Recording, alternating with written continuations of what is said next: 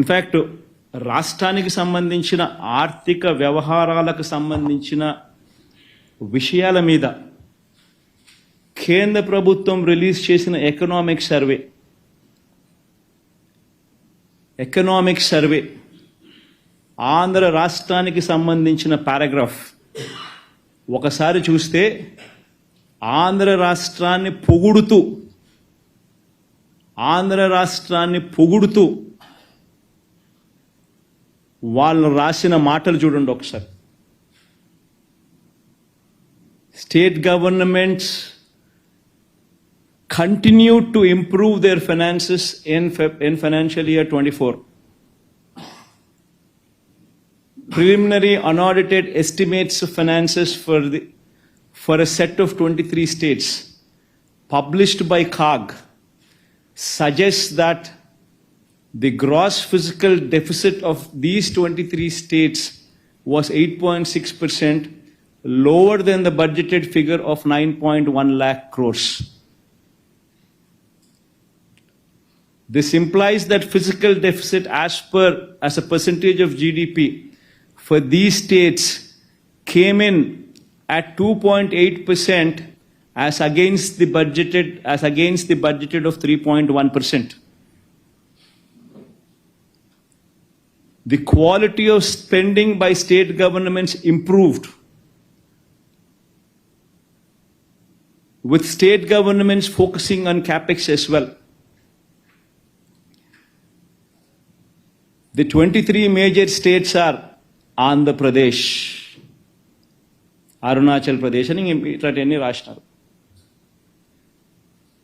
మనము కేటాయింపులు, మనం బడ్జెట్లు మన ద్వారా మనకు ఇచ్చే అవకాశం, FRBM ద్వారా మనకు అవకాశం ఉండి మనల్ని బారో చేసుకునే అవకాశం మనకి ఇచ్చిన దాన్ని కూడా ఇంకా తక్కువ తీసుకున్నాం ఇచ్చిన దానికన్నా కూడా. డైరెక్ట్ బెనిఫిట్ ట్రాన్స్ఫర్ లాంటి గొప్ప కార్యక్రమాలు మనం చేసినాం కాబట్టి మన రాష్ట్రాలు ఏదైతే మన రాష్ట్రం ఏదైతే ఉందో దాన్ని పొగుడుతూ కూడా రాసినారు. క్వాలిటీ గురించి కూడా, quality of spending by state governments improved అని కూడా కితాబ్ ఇచ్చినారు. ఒకసారి రాష్ట్రానికి సంబంధించిన మార్చ్ 2024 దాకా ఇది this is data from RBI, అంతే కదా కృష్ణ?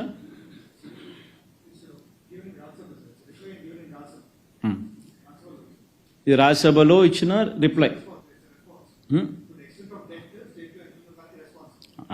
రాజ్యసభలో ఇచ్చిన రెస్పాన్స్కి రెస్పాన్స్ ఇది.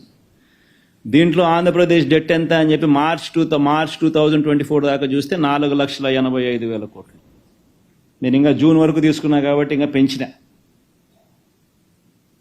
4,80,000 కోట్ల 85,000 కోట్లు కాస్త ఇంకా పెంచి ఇంతకు ముందు మీకు చెప్పిన జూన్ దాకా తీసుకున్నా కాబట్టి. కానీ వాళ్ళు ఇచ్చిన స్టేట్మెంట్లోనే 4,85,000 మాత్రమే అని ఉంది. మరి ఎక్కడి నుంచి వస్తూ ఉన్నాయి ఈ నెంబర్లు? 10 లక్షల కోట్లను ఒకరితో చెప్పిస్తారు, ఒకరితో చెప్పిస్తారు, 14 లక్షల కోట్లని ఆయన అంటాడు, ఇంకొకరితో రాయిస్తారు. ఈ మాదిరిగా రాష్ట్రానికి సంబంధించిన పరిస్థితిని లేనిది ఉన్నట్టుగా, ఉన్నది లేనట్టుగా చిత్రీకరించి చూపించడం ధర్మమేనా? Everybody should ask these questions. ఇప్పుడు ఆయన మాట చెప్పినాడు ఎన్నికలప్పుడు, నెరవేర్చాల్సిన బాధ్యత ఆయనది. ఆ మాట నుంచి తప్పించుకోవాలని చెప్పి, ఆ ఇచ్చిన మాటను, హామీలను తప్పించుకోవాలని చెప్పి ఒక పద్ధతి ప్రకారం అబద్ధాలను బిల్డప్ చేసుకుంటూ పోయి రాష్ట్రంలో లేని అప్పులు ఉన్నట్టుగా, రాష్ట్రం పరిస్థితి అధోగతిగా ఉన్నట్టుగా, రాష్ట్రం అన్యాయంగా జరిగిపోతా ఉన్నట్టుగా చిత్రీకరించడం ఎంత మటుకు ధర్మం, ఎంత మటుకు న్యాయం? అందరూ కూడా ఆలోచన చేయమని చెప్పి కోరుతా ఉన్నాం. ఇన్ఫ్యాక్ట్ 2000 కోవిడ్ సమయంలో మన రాష్ట్రంలో, ఇన్ఫ్యాక్ట్ చంద్రబాబు నాయుడు టైంలో ఇప్పుడు కోవిడ్ లేదు, మనం కోవిడ్ సమయంలో ఉండి కూడా మన పర్ఫార్మెన్స్ ఇది. కోవిడ్ సమయంలో ఉన్నప్పటికీ కూడా మనం చంద్రబాబు నాయుడు గారి హయాంలో కన్నా మన హయాంలో ఇంకా తక్కువ డెట్స్ తీసుకున్నాం. కోవిడ్ సమయంలో ఒకసారి చూస్తే యూనియన్ గవర్నమెంట్కి వచ్చిన ట్యాక్స్ రెవెన్యూస్ కోవిడ్ సమయంలో తగ్గిన పరిస్థితులు కనిపిస్తూ ఉన్నాయి. 2019, 2020 చూస్తే కోవిడ్ సమయంలో -3.38% growth rate gross tax revenues collections. 2020-21లో నెక్స్ట్ ఆ తర్వాత ఫాలోయింగ్ ఇయర్లో మళ్ళీ 20,27,104 కోట్లే. అప్పటికి 0.85% పెరుగుదల growth rate in gross tax revenues. మామూలుగా చూస్తే చంద్రబాబు నాయుడు గారు అధికారంలో ఉన్నప్పుడు అధికారంలో ఉన్నప్పుడు కానీ జగన్మోహన్ రెడ్డి సంబంధించిన కోవిడ్ టైం తీసేస్తే మామూలుగా గ్రోత్ రేట్ అనేది ఖచ్చితంగా 18%, 17% ఆ రకంగా గ్రోత్ రేట్ ఉంటుంది గ్రాస్ ట్యాక్స్ రెవెన్యూస్ కలెక్టెడ్ అనేది. అటువంటిది 2 సంవత్సరాలు కోవిడ్ వల్ల కేంద్రానికి రావాల్సిన గ్రాస్ ట్యాక్స్ రెవెన్యూస్ 2019-20లో -3.38%, 2020-21లో 0.85% గ్రోత్ రేట్ మాత్రమే నమోదైన పరిస్థితి. అటువంటి పరిస్థితిలో దాని ఇంపాక్ట్ ఏమిటో తెలుసా? రాష్ట్రానికి వచ్చే డెవల్యూషన్స్ తగ్గుతాయి.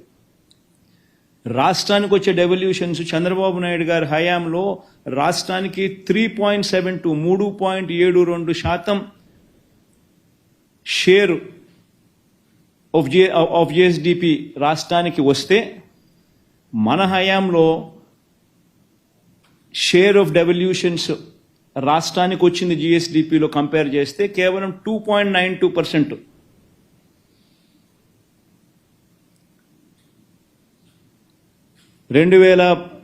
ఇది జిఎస్డిపినా జీడిపినా? జిఎస్డిపిలో చంద్రబాబు నాయుడు గారి హయాంలో రాష్ట్రానికి వచ్చిన డెవల్యూషన్స్ 3.72% వస్తే మనకు కోవిడ్ రావడం వల్ల నష్టం జరిగి రాష్ట్రానికి రావాల్సిన డెవల్యూషన్స్ కూడా అంతకు ముందు 5 సంవత్సరాలు చంద్రబాబు నాయుడు గారి హయాంతో పోలిస్తే రాష్ట్రానికి వచ్చిన డెవల్యూషన్స్ కూడా జిఎస్డిపిలో 2.92% మాత్రమే వచ్చిన పరిస్థితులు తగ్గినాయి.